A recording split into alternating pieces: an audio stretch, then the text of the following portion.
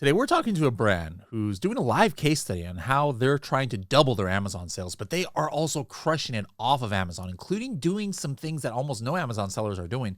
They've got a way where they're doing $10,000 of sales over a weekend with only a $400 investment and adding 500 to 1,000 new customers to their mailing list every weekend. How cool is that?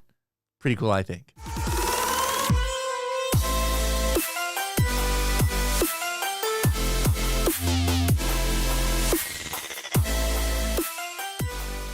Hello, everybody, and welcome to another episode of the Serious Sellers Podcast by Helium 10. I'm your host, Bradley Sutton, and this is the show that's a completely BS-free, unscripted, and unrehearsed, organic conversation about serious strategies for serious sellers of any level in the e-commerce world.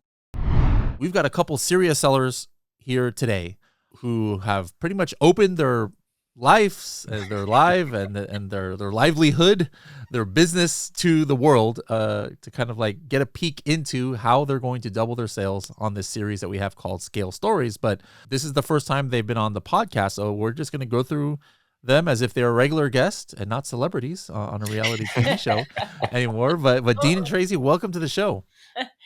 Thank you. Appreciate it. Thank you. What a great opportunity. Where are you guys located again?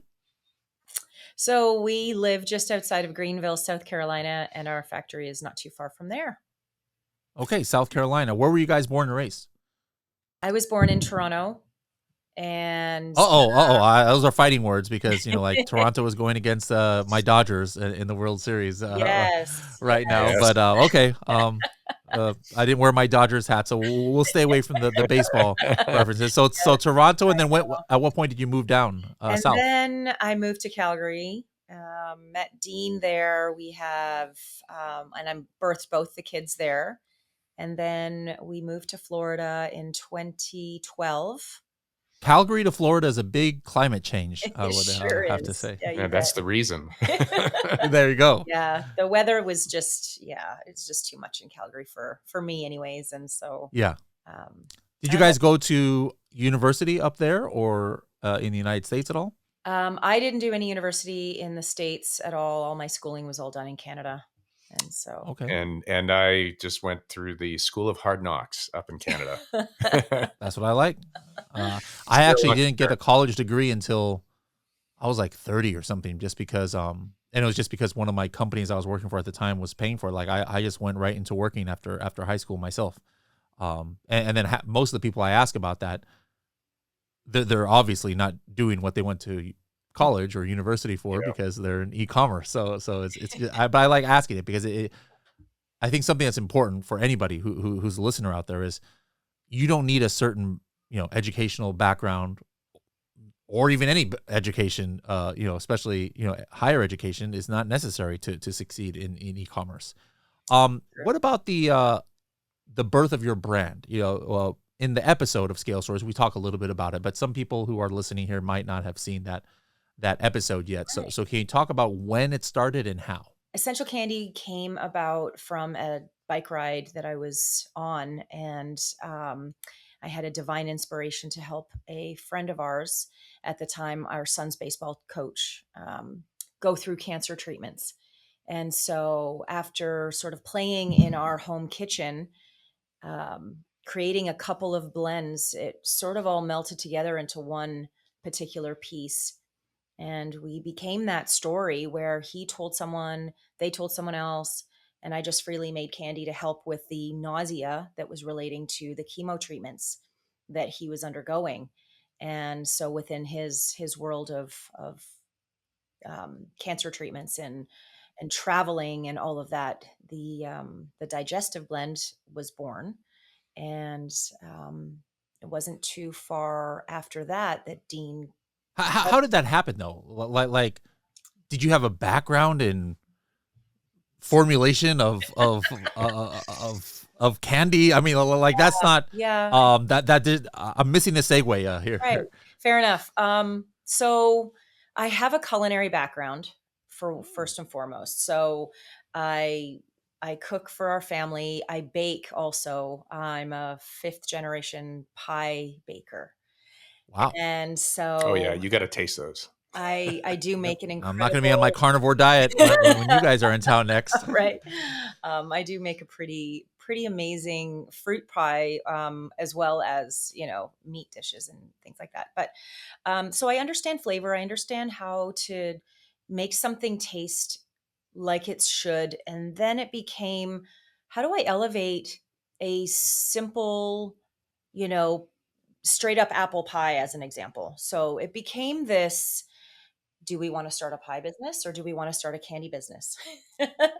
And so it was really an interesting point there. But I basically turned the idea of making a botanical lozenge, from just trying to make candy one day. So Hmm. the divine inspiration happened. Then it became, well, I have no idea even how to make candy, so I'm just going to research. And that's what I'm Hmm. really good at. I love researching something, figuring out, where it started, how it began, and figure out how to do it. And so several attempts, and I'm talking over months, where I had many failed batches, and I practiced.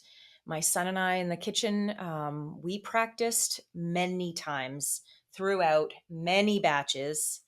And then something just seemed to click where I figured it out. How can you get more buyers to leave you Amazon product reviews? By following up with them in a way that's compliant with Amazon terms of service. You can use Helium 10 follow-up in order to automatically send out Amazon's request a review emails to any customers you want. Not just that, but you can specify when they get the message and even filter out people that you don't want to get that message, such as people who have asked for refunds or maybe ones that you gave discounts to. For more information, visit h10.me/follow-up. You can sign up for a free account or you can sign up for a platinum plan and get 10% off for life by using the discount code SSP10. Now, at what point though, because it wasn't, you didn't go into this with the intention of starting a business. No. You said what the motivation was. So it's very similar with actually Helium 10. You guys might not know this. The way Helium 10 started was actually a podcast. The founder of Helium 10, he did this podcast, which we still have to this day. It's called the AM/PM podcast. And then he's like, hey, I have a little bit of software background. I need to develop a couple of things for my own Amazon business. Let me go ahead and make it free. And then that'll help, maybe give me more downloads to the podcast, and then it just completely took off. He's like, wait a minute, I'm onto something. I'm focusing on the wrong thing here. Let me focus on Helium 10 instead of the podcast. So there's a lot of, cases where you might, start with, something in mind. And then you're like, wait a minute, I can help more people, or I can, actually make this a business. How did that transition happen where you decided like, hey, this could be something that could be a business?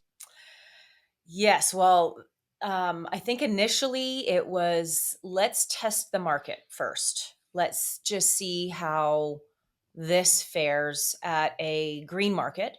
So this was back when I was also hand pouring every single piece, and then we were hand wrapping them in paper wrappers. Wow. And so there was a lot of manual, but that was just to see, do we have something? Does it taste good? Do people want to buy it? So Dean suggested, hey, why don't we just sign up for our local farmers market? It went from, I don't know, 9 in the morning to 1 p.m. And I remember we set up and we sold out within a few hours. And so we decided, well, we'll go back again. Maybe that was just a one off. Yeah. So we went the following Saturday and did it again. I made a little bit more because it was what I could handle at the time. And we sold out of that too. And so then we decided, well, I think I need some help. So, Dean, this is where his expertise in everything relating to business and the, marketing, sales, well, all of it. I'll let you take it away because I just knew that it wasn't in my wheelhouse. And I knew that if it wasn't in my wheelhouse and it was absolutely in Dean's, then I need to lean on my husband a little more. And I need to lean on, the best partner in the world here to help me figure this out. And it was jaw dropping, truly, when he said, "Oh yeah, this is something I could totally help you with. This is something that inspires me too."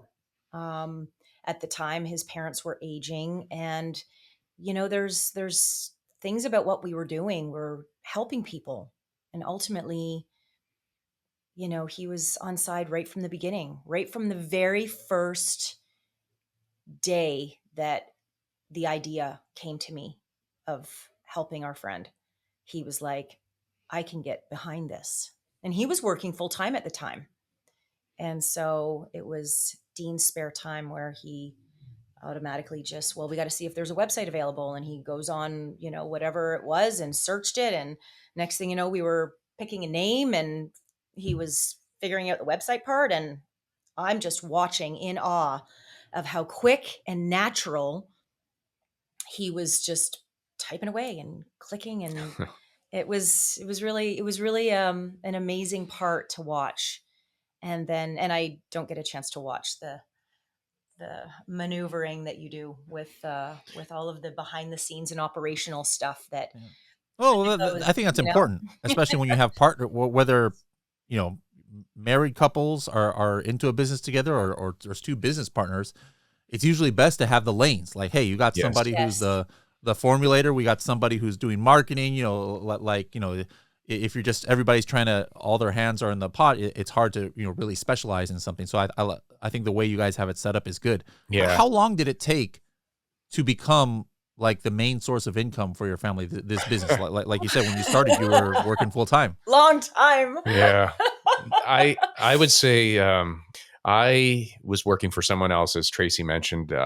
My previous selves have always been a serial entrepreneur, and so I've had several businesses along the way.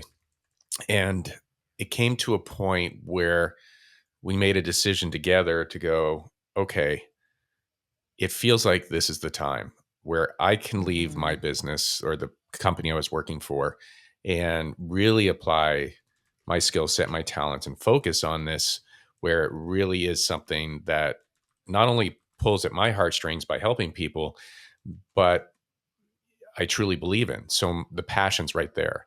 And those individuals that are entrepreneurs, you got to have that passion. You got to have that drive that sends you through those days where nothing else is around you to push you. So it just really was a conversation we had where it felt like it was the right time. We had we had some savings left over and such, and so we really went all in though, and we went all in a very unique way, which also included purchasing manufacturing equipment.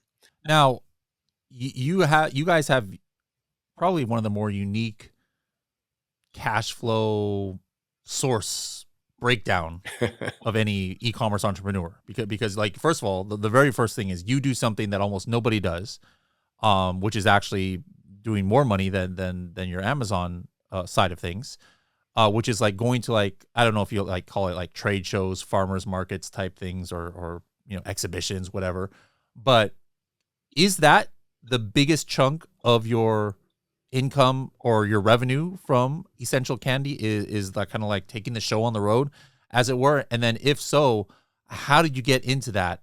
And like, give us, give us some number. It doesn't have to be revenue numbers, but like how many bags you actually can sell in one of these events. So jumping from the farmer's market with, what was it, 4 hours one day, Dean ended up finding crafts and arts kind of shows that were usually 2 days, and they go from 10 in the morning till 5 in the afternoon. And so we tried one, and we sold incredibly well at that particular event. But what ended up happening was, at the very beginning, I couldn't make enough of it to do 2 of these weekends in a row. So our growth eventually, when Dean was talking about getting into manufacturing, we are now at a point where we can go to a show that's 4+ days. Have we done more than 5 days? I think No, I think 5 was the limit. And just this past weekend, pardon me, I was in Arkansas at War Eagle, and we sold 1,000 bags, if that's the number. It's more than It's that, more but than yeah, that? yeah. So just first of all, to paint the picture on these shows, it's not like we're talking about candy shows or like for example, maybe I'm in the pet niche, and there's something called Pet Expo. Mhm. For a while, I was in the car parts niche, and I would always go to this show called the SEMA show in Vegas, where it's all exhibitors. These are unrelated to your niche Correct. events that you're just like, hey, let me get a kind of like, let me just be a food vendor kind of thing. Am I understanding it correctly? Yes, correct. We have a tent. It's a 10 by 10 booth typically. And you bring everything that you want to present your product. So we have tables and tablecloths and display racks and such. And it's, if you picture like a pop up store, and these arts and craft fairs, these organizers have, jewelry exhibitors, or oil painters, or sculpture artists, Ceramics. or people that sell headbands, and just these other things that are not necessarily art, but and not necessarily what you could go and pick up your produce for the week. That's completely other thing. But so Crafters. we're considered a crafter because of what we do. And so you just pay your booth fee for the weekend, and you show up and you sell. What's the average price for like let's say it's a 2-day or 3-day thing? How much does the booth space cost for something like that? Yeah, I mean, we've gotten really good at finding the shows now. We've been doing it so long that we know which ones are the right ones to kind of go and do. And we have a network of people. We also bounce ideas and shows off. But typically, if you're dealing with like a 2-day show on a weekend, you might be in the neighborhoods of about a fee of, say, $400-ish. For that's almost nothing. days. Plus, you would have an application fee, and that application fee could be anywhere between $30 and $50 in addition.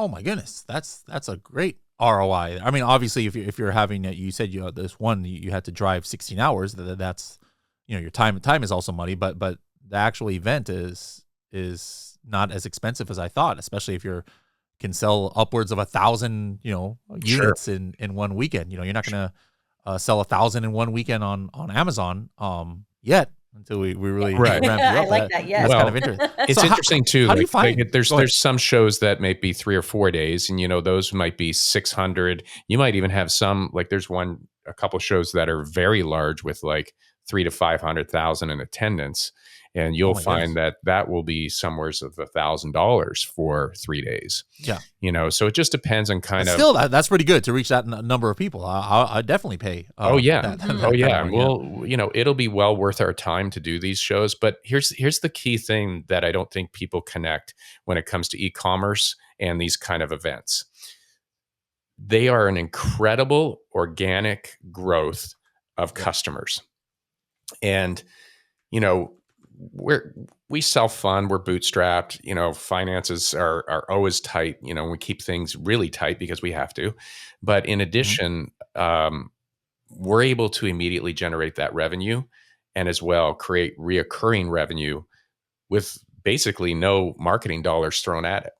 And I think that is a very, very unique play that are you signing people up to like a list or something like that to be able to remarket? Absolutely. To them? Yes. Yeah. When they check out, like we have an app that we use to obviously conduct the transaction, and in addition, it will capture their either it'll be already in there, their email address, an example, but we're actually doing a lot more SMS, text message, so we'll capture their phone numbers. So now we know who they are, right? So we have them. Awesome. And so we're building our customer database right at the same time to not only market to them, but as well, we also incentivize our customers to come back through discounts with those transactions. Hey, next time if you want to sign up, we're going to give you a discount right now, so, and use that code online to purchase.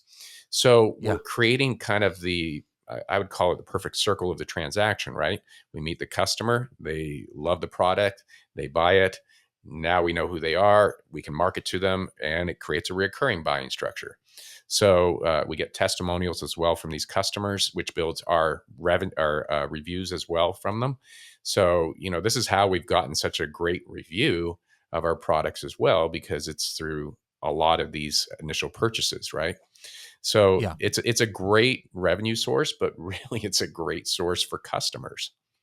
And it's Yeah. also really great from production standpoint that we can test a new blend Hmm. without really having to do much in the way of organizing a focus group or anything like Hmm. that. We literally, especially we have some customers that come back to the show if we do this same location several years. And, our fans are loyal and our customers are always interested in trying something new. And so I'll just, make a new product and we test it right there. Side note, I was sick for the first time in like a year a couple weeks ago. I was even doing some live broadcasts where you can even recognize my voice.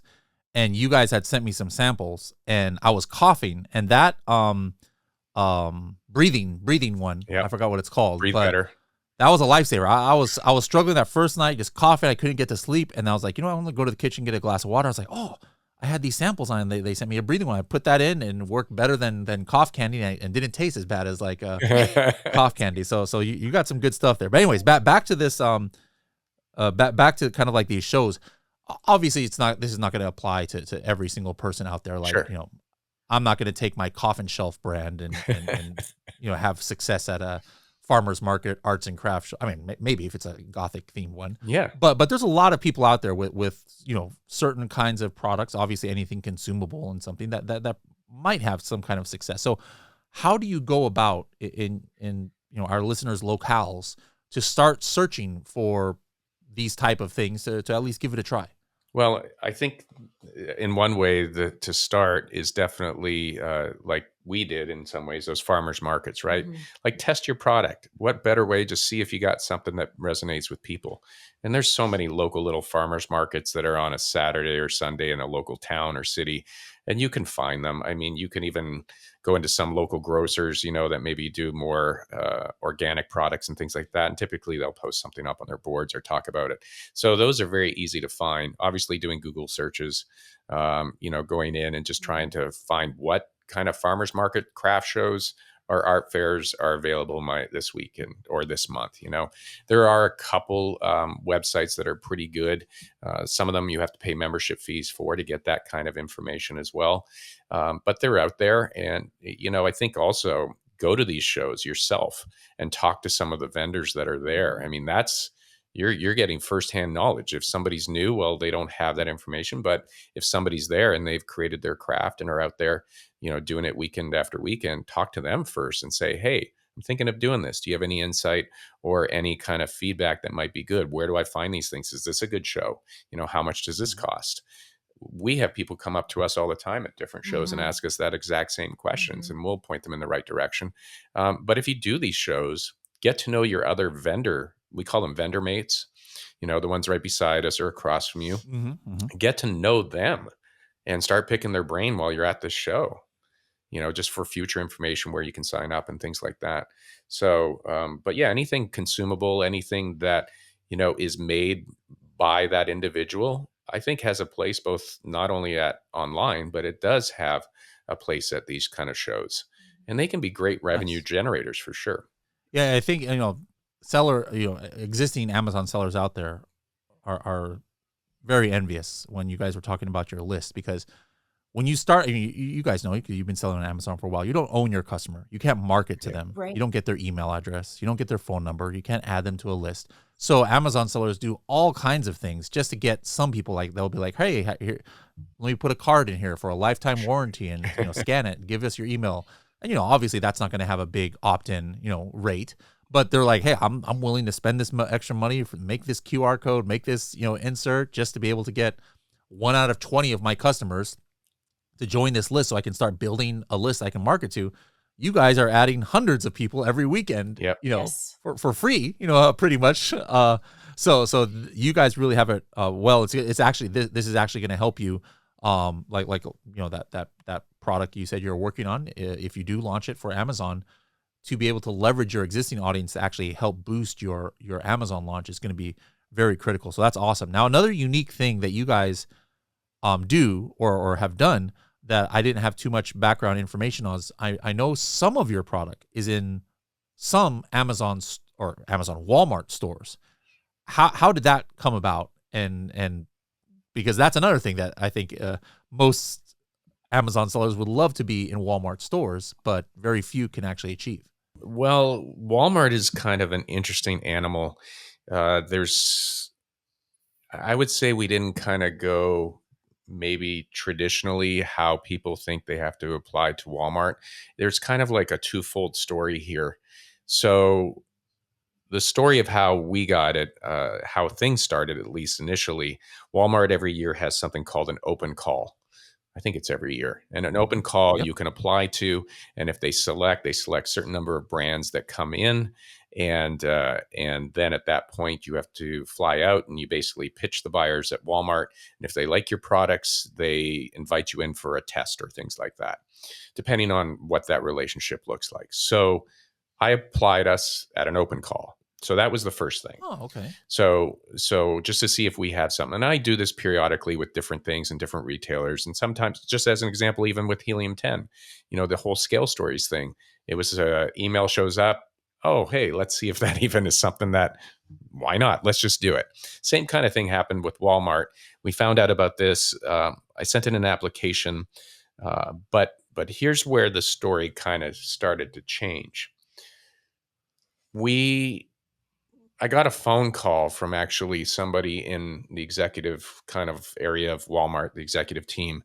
And at first I thought it was a prank call, and I literally didn't answer it. But she called back again and left a message. And I remember going to Tracy, going, I think Walmart's calling us. I don't even know why. I'm not sure if it's real, but she's called back now twice and left a message. I feel like I got to call this person. It just feels like it's real. And she left her name and she said, yes, I'm real. You can look me up on LinkedIn and please call me back. And I was like, well, that's an interesting voicemail. That's not kind of your typical one. And so I called her back. I spent probably a good half hour, 45 minutes on the phone with her. And she became a significant champion of us within Walmart. And we later found out there was kind of a story behind the scenes which we were not truly aware of, that basically they had already had our products, and I guess it might have helped someone or something, but they knew about us. So there was something that happened. We still don't know like the real full story, but I'll tell you, not only did we get this call from her and she asked to send some samples directly to their team, like the top team. This was not a norm. Like this just kind of isn't the process if you want to apply to these things. You don't hear from them. They don't ask for these kind of things. And this was in advance of our pitch. Yeah. By like a couple weeks or something. Oh yeah, right? probably. Well, even before the open call pitch. Oh yeah. Open call. Yeah, this was all happening beforehand. Yeah, this was probably at least a couple weeks, maybe even a month that we had sent it before. And I had these calls, and then we basically fly out and we show up, and right away when we're walking into the auditorium, and then they got all these pitch rooms. If no one's been into Bentonville is Walmart Central. It's like, it is Walmart. The city is Walmart. And when you go to Walmart's offices, it's not like super like glamorous and all this kind of thing, but it's a purpose, right? They have a very key purpose with their executive team. They have a nice auditorium that they present stuff in, but then they have all these pitch rooms. And these rooms, I mean, there's probably like 40 or 60 or 80 of them. It's insane. And they're very tiny. Like I'm talking, it's probably maybe 8 by 8 feet. And you can fit 4 people in here at most. And a very skinny desk. And your knees are nearly touching from the other people. And you're right across side. from like 1 or 2 buyers, and there's 2 of you. And you can, like, if you ate something bad, they'll smell it. It's so close. But it was, so we went in there, and it was so interesting because we met the lady that talked to us, and she was just like such a champion for us right away when we were in there. And then we went into our buyer, we met the buyer, and then there was all these people as we were walking the hallway that knew us. We don't know any of these people. And oh, you're those guys. You're the Essential Candy people. Oh, I had your stuff. Really? What's going on here? Why do all these people know about us? It's so weird. And so obviously we had a lot of champions there, which I think was great. And in addition, we did the pitch, but it was, you're only supposed to do 20 minutes, and ours was an hour and a bit. Yeah, not yeah, An around hour, that yeah. time. So it Right. went very well, needless to say. And then then everything becomes very surreal. You get the woohoos, you got a deal, you get a card, you have to go get pictures taken with all the team, and then you get rushed into the video room to do interviews, and it's Mhm. like, oh my gosh, what's going on here? Yes. Yes. But we didn't actually get our into stores. It almost took a year, right? I think it was November, No. maybe it was less than a year. Yeah, I think it was about 6 Just months to yeah, well, and anyway. so we eventually worked through all the insider stuff, all the logistics, all that fun stuff, which is not easy. You Yeah. definitely have to be technical to understand it if you're going to do it.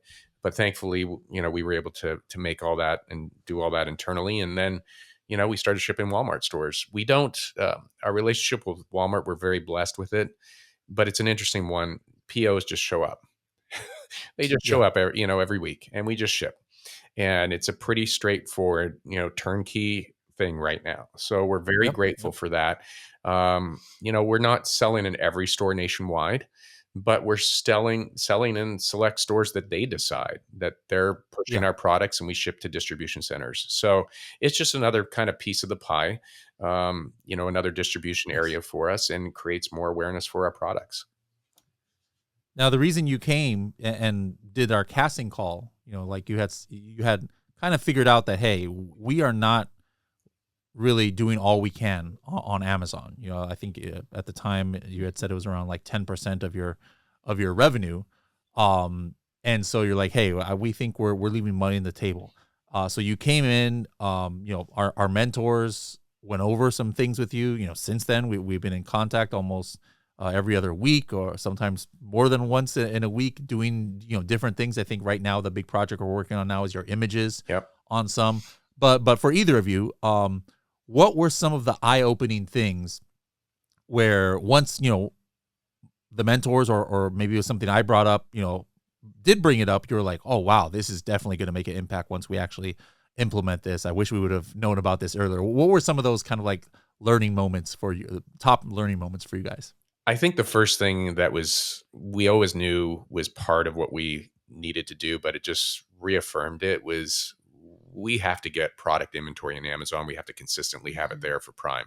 Like it has to be our gold Yep. standard of what we're doing. And I think, well, we've solved that, at least right now, as part of the first step of what we did working with you guys to fix this whole FN SKU thing, which we knew nothing about. We had no insight that we had to put our own, unique Amazon barcode all over top of our UPC barcodes. We thought it was one and the same. Why did you need to do that? And it wasn't until we had that, I guess it was called a mixed bin issue, where the Hmm. wrong product was being shipped to the wrong customers. My eye opener with you guys was when you told us how to fix that through an FN SKU, which is the term Hmm. that Amazon allows you to create the unique barcode. So the product stays very unique to this seller, meaning us, and Yep. properly allocates the right inventory in the right area so people get the right products. So that was I think, my first aha moment. And then relating to the inventory, just we really need to make sure it's there, and ensuring it's always there. And I think there's a second part to the inventory in FBA, where Amazon can fulfill it for our own product, like for our Yes. own online Hmm. store, Yes. for TikTok and Yep. things like that, Mhm. which I had no idea. Mhm. I thought for sure it was just Amazon fulfills Amazon. So Yeah. that was probably a major eye opener, which has had a lot of conversations Mhm. internally of maybe how we can leverage so many other things and save time and money and resources internally, and just turn all that over to Mhm. Amazon. So Mhm. it's a process, obviously, for us to kind of start moving in that direction, but I feel really confident that that's one of the best things, at least initially, we got out of it. Not to mention all the other things that you guys are helping us with and really fine tuning it, but I think that was the aha thing. What about you?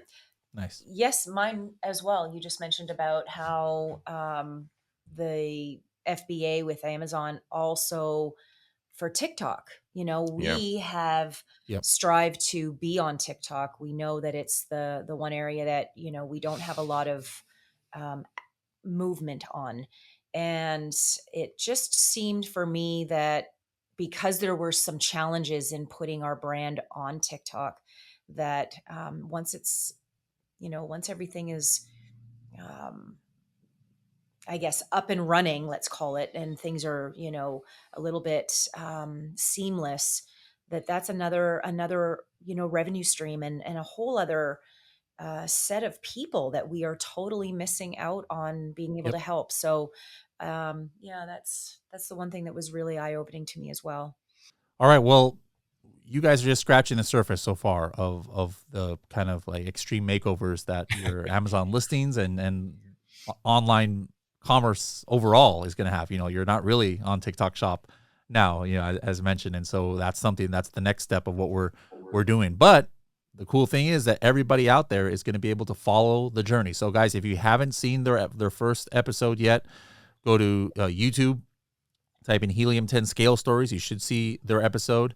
And then follow the links there because we've been recording a lot of the kind of like what I like to call in the weeds episodes too, where we're just like in Helium 10, we're in Amazon Seller Central.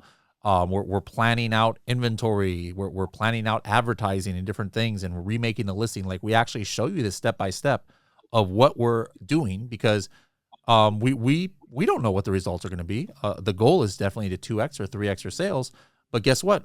If and when that happens, now you guys are going to be able to go back and tie it, everybody out there, you know, to the exact things that we're talking about in these episodes. And a lot of them they're not unique to Essential Candy. I'm sure a lot of you listeners out there are in a similar boat and might have some of the similar struggles that Dean and Tracy were having online. And you'll be able to, you know, use this playbook to hopefully 2x or 3x your sales. So Dean and Tracy, thank you so much for coming on here. Thank you so much for opening up, you know, your business and life to the world out there through this series. And we're going to be, you know, I have this, you know, coffin shelf series, Project X, that I did 6 years ago. And to this day, you know, we're doing like little follow-up episodes and it's still selling. So that's my goal with you guys. Like, you know, 3-4 years from now, you'll be back on this podcast. I mean, obviously more times than that, but you'll be talking about how you've 10x'd what it was way back in 2025, you know? Yeah. So I look forward to being on this journey with you guys. Thank you so much for sending me those samples. And everybody else out there, you want to give it a try, check out their products, Essential Candy. Search it up on Amazon, or you're in some of the southern states, make sure to look them up at your local arts and craft show and get on their mailing list by purchasing from them. But thank you guys so much, and look forward to following your journey. Appreciate it, Bradley. Thank you.